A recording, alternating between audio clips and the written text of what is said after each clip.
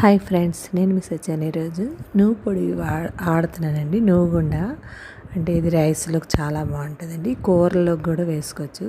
నేను ఒక గ్లాసు పావు కేజీ నువ్వుపప్పు ఇలా వేయించుకుందారని వేసుకున్నాను. అందులో ఒక చిన్న గిన్నెతో నీళ్లు వేసుకోవాలండి నువ్వుపప్పులని. ఎందుకంటే అది బాగా వేగదు. ఉట్టిగా వేయిస్తే పొంగవండి. నువ్వుపప్పు కొద్దిగా నీళ్ళు వేస్తే అది తడి అయ్యి బాగా తడి పీల్చుకొని అది బాగా వేగేటప్పుడు చాలా బాగా వేగుతుందండి. మాడిపోకుండా కొద్దిగా జాగ్రత్తగా వేయించుకోవాలండి. నువ్వుపప్పు వేగిపోతుంది. వేడి ఎక్కిందంటే పెనం బాగా మాడిపోతుంటుంది వెంటనే.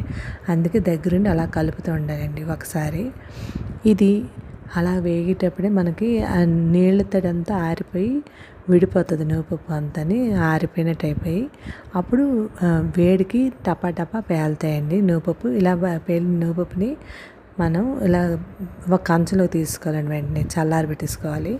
అందులోనే నేను 3 ఎండుమిర్చి వేయించేసుకోవాలండి.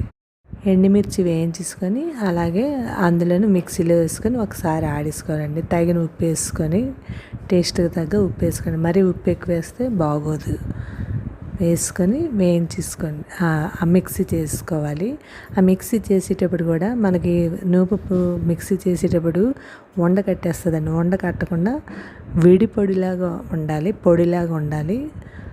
అది కూడా చూసుకోవాలండి ఆడుకునేటప్పుడు. లేకపోతే ఉండ కట్టేసిందంటే రైస్లో కలుపుకోవడం